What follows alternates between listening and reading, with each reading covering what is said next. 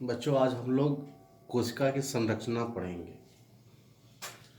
इससे पहले हम लोगों ने पढ़ा था कि कोशिका क्या होता है और कोशिका का इतिहास क्या है। जैसे कि कोशिका का खोज किन माइक्रोबायोलॉजिस्ट लोगों ने किया, तो हम लोगों ने रॉबर्ट क्लाइव, है ना, उसके बाद लियोन हॉक के बारे में बहुत सारे साइंटिस्ट हैं, स्वान हैं। तो उस उन सब के बारे में हम लोगों ने पिछले क्लास में पढ़ा कि किस किस डेट में, किस किस शताब्दी में उन्होंने कोशिका की खोज की और कोशिका में पाए जाने वाले न्यूक्लियस और कोशिकांगों की खोज किया। और टिल डेट आज भी जो है कई कोशिकाओं की अंगों की खोज हो रही है। तो जितना अभी तक हम लोग को जानकारी है उसके अनुसार, ठीक है, सबसे पहले माइक्रोस्कोप से ये सब पता चला। तो अब जो एक माइक्रोस्कोप आता है जिसको प्रकाशीय माइक्रोस्कोप बोलते हैं, प्रकाशीय सूक्ष्मदर्शी बोलते हैं, जो कि 2000 गुना किसी चीज़ को बढ़ा के दिखाता है। लेकिन आज हमारे पास इलेक्ट्रॉन माइक्रोस्कोप है जिसकी मदद से हम लोग 1,80,000 गुना कोई चीज़ को बढ़ा करके दिखा सकते हैं, देख सकते हैं। तो इतना जो है हाईली मैग्नीफाइंग माइक्रोस्कोपिक के कारण अब हम बहुत से छोटे सूक्ष्म चीज़ों को भी देख सकते हैं तथा उसका अध्ययन कर सकते हैं।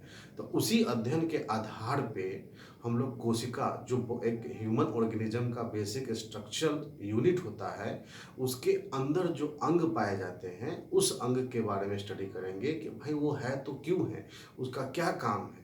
ठीक है ना, सेल के अंदर में वो कौन सा उपापचयी क्रिया करता है शरीर के सेल में सॉरी, वो कैसे भाग लेता है। ठीक है ना, वो सारा मेटाबॉलिज्म जो रिएक्शन है, केमिकल रिएक्शन है, बायोलॉजिकल रिएक्शंस है हमारे बॉडी में, वो कैसे वो एक सेल करता है। ठीक है, तो वो हम लोग पढ़ेंगे। सबसे पहले हम लोग यहाँ पर लिखे हुए हैं कोशिका की संरचना। तो कोशिका, कोई भी कोशिका मेनली 3 चीज से बना हुआ होता है: कोशिका झिल्ली, कोशिका द्रव और केंद्रक। ठीक है, ये 3 चीजों से बना हुआ होता है। अब सबसे पहले इनसे पहले हमको पढ़ना पड़ेगा कि कोशिका होता कितना प्रकार का है। तो हम लोगों ने पहले भी पढ़ा था कि कोशिका 2 प्रकार का होता है, एक कोशीय और बहुकोशीय, है ना। इसको क्या बोलते हैं? यूनिसेलुलर, इसको बोलते हैं मल्टी सेलुलर। तो एक कोशीय में जैसे हम लोग पढ़ते हैं अमीबा का एग्जाम्पल, अमीबा, पैरामीशियम, पैरामीशियम। तो ये सब एग्जाम्पल है आपको एक कोशिकीय जीव का, यानी एक ही कोशिका के अंदर सारा जैव प्रक्रम की सारी क्रियाएं इसमें होती है। बहुकोशीय में क्या हो गया? जीव हो गया, है ना, जीव हो गया, उसका पौधे सारे हो गए, उसके बाद मनुष्य हो गया। तो हम लोग क्या है? मल्टी सेलुलर ऑर्गेनिज्म है। ठीक है, हमारे अंदर कितना है? बहुत सारा सेल पाया जाता है। ठीक है ना। तो अब हम लोग आगे पढ़ेंगे कि कितना प्रकार का सेल होता है। तो एक कोशीय सेल 2 प्रकार का, प्रोकैरियोटिक और यूकैरियोटिक। तो प्रोकैरियोटिक सेल क्या होता है और यूकैरियोटिक सेल क्या होता है? तो देखिए, इसके नाम से पता चलता है प्रोकैरियोटिक, कैरियोटिक, यानी कैरियोटिक का मतलब सेल और प्रो मतलब क्या? पूर्वज, पहले, प्राचीन।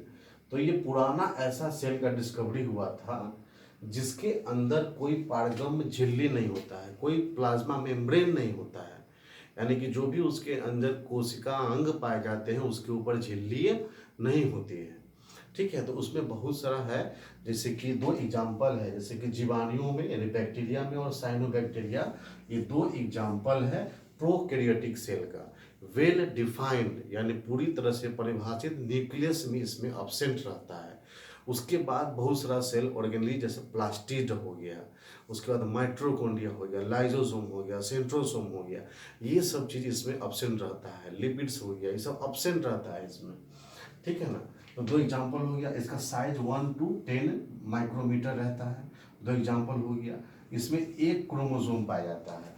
और यूकैरियोटिक जो मल्टी सेलुलर होता है उसमें बहुत सारा क्रोमोसोम पाया जाता है।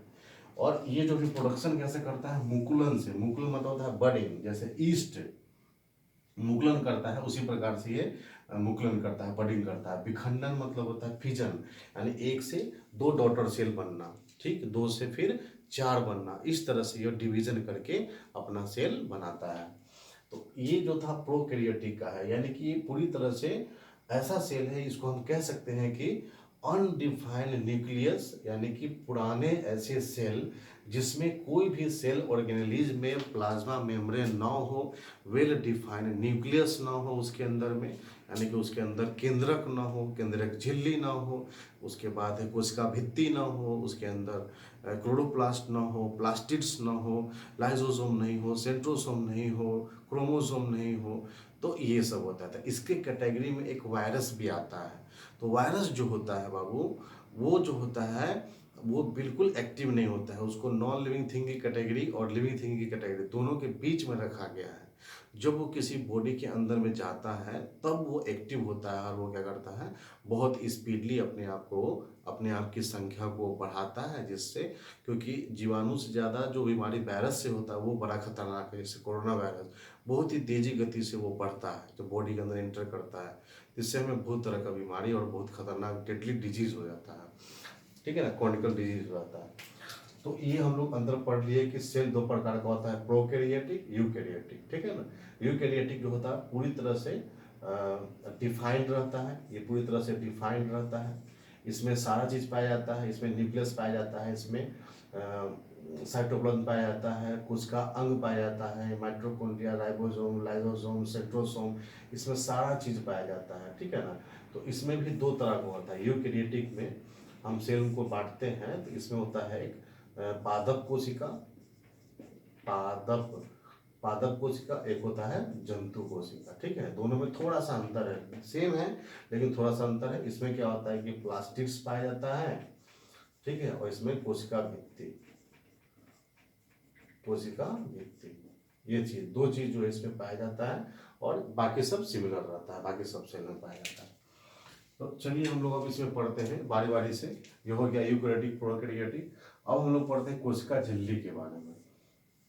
तो कोशिका झिल्ली क्या होता है, तो मान लेते हैं हम लोग एक सेल बनाते हैं, ये सेल बना दिए, ठीक है। तो सेल के बाहर जो रहता है ये वाला, ये आपको क्या रहेगा, कोशिका झिल्ली, ठीक है।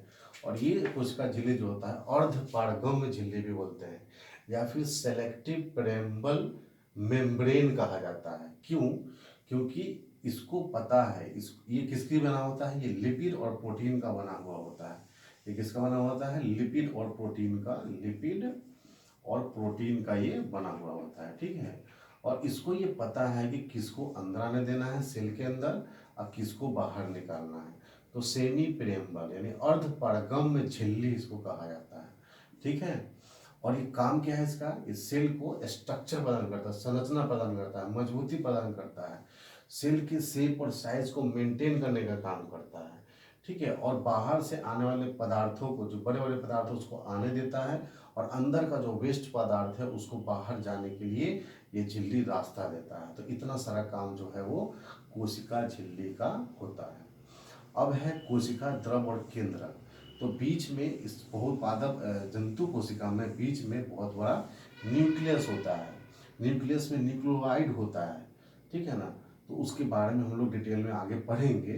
तो सबसे पहले ये हो गया बीच में केंद्रक। केंद्रक को कहा जाता है कि एक सेल का ब्रेन है, यानी कि इस सेल के अंदर जो भी अपापचय प्रक्रिया होगी, मेटाबॉलिक एक्शंस होंगे, रिएक्शंस होंगे, जो शरीर के लिए बहुत जरूरी है, जैसे खाना का पाचन, श्वसन, और कहने का मतलब जो भी हम खाते पीते हैं वो हमारे बॉडी के हर एक सेल में जाता है, ठीक है ना। ऐसा नहीं है कि हमारा बॉडी खाना खाए, खाना सब ऑब्जॉर्व हो गया तो ब्लड में रह गया, ब्लड के बाद वो सारे सेल में जाता है, फिर सेल में जाने के बाद फिर सेल डिवाइड होता है, बहुत सारा सेल मरते रहता है, बहुत सारा नया सेल बनते रहता है। तो ये प्रक्रिया लगातार चलती रहती है, सेल का मरना, सेल का बनना होते रहता है, ठीक है।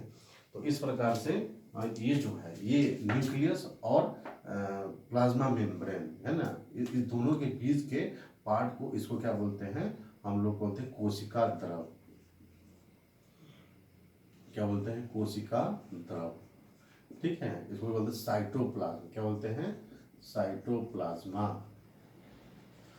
साइटोप्लाज्म बोलते हैं। ये क्या होता है, बहुत ही चिपचिपा, बहुत चिपचिपा और सेमी लिक्विड मटेरियल से बना हुआ होता है। मोस्टली ये प्रोटीन से बना हुआ रहता है, चिपचिपा रहता है, और इसी के अंदर बहुत सारा जो होता है वो सेल ऑर्गेनेलीज जो है तैरते रहते हैं, ठीक है। बहुत सारे सेल ऑर्गेनेलीज, ठीक है, ये सब राइबोसोम। अब इसके अंदर ये आपको तीन चीज हो गया, कोशिका झिल्ली क्या हुआ, बाहर का हुआ, कोशिका झिल्ली, कोशिका द्रव क्या हुआ, तो केंद्रक और कोशिका झिल्ली के बीच में जो जगह जो बचा, लिक्विड का जो ये पार्ट बचा, जिसके अंदर कोशिका अंग तैरते रहते हैं, सस्पेंडेड रहते हैं, उसको बोलते हैं कोशिका द्रव। और केंद्रक क्या हुआ, बीच में जो इसका ब्रेन कहलाया है कोशिका का, उसको हम लोग केंद्रक बोलते हैं। केंद्रक सारी प्रक्रिया, जो भी रिएक्शंस होते हैं शरीर में, उपापचयी प्रक्रिया क्रिया, उसका संचालन और नियंत्रण करने का काम न्यूक्लियस करता है। जैसे हमारे बॉडी में ब्रेन वो काम करता है, वैसे ही सेल के अंदर न्यूक्लियस वो सारा काम करता है। ठीक है, अब इसके बाद हम लोग अगले क्लास में पढ़ेंगे एक एक करके कि इसके अंदर जो पाया जाता है, इसके अंदर बहुत सारा चीज़ पाया जाता है। जैसे इसके अंदर पाया जाने वाला, जैसे कि आप लोग को बता दें कि जैसे अंतःप्रदवी जलिका, जिसको इंडोप्लाज्मिक रेटिकुलम, गल्जी उपकरण, राइबोसोम, लाइसोसोम, माइटोकॉन्ड्रिया, प्लास्टिड्स, लवक, रसधानी, सेंट्रोसोम, तो ये सब आपको एक एक करके हर एक एक के लिए एक वीडियो, वो कहाँ पाया जाता है और कैसे बनता है और क्या काम है, ये सब कुछ डिस्क्राइब करते हुए चैप्टर खत्म होगा। तो इस वीडियो में इतना ही, फिर हम लोग मिलेंगे अगले वीडियो में। तब तक आप लोग इसको एक स्क्रीनशॉट ले लीजिए, रिवाइज कीजिए, फिर अब हम लोग आगे कोशिका अंगों के बारे में बारी बारी से पढ़ेंगे। ठीक है, फिर बच्चों फिर मिलते हैं, पढ़ते रहिए, ठीक है ना, ऐसे पढ़िए सावधानी से, खामोशी से, कि रिजल्ट शोर मचा दे। ठीक है, फिर मिलते हैं हम दूसरे क्लास।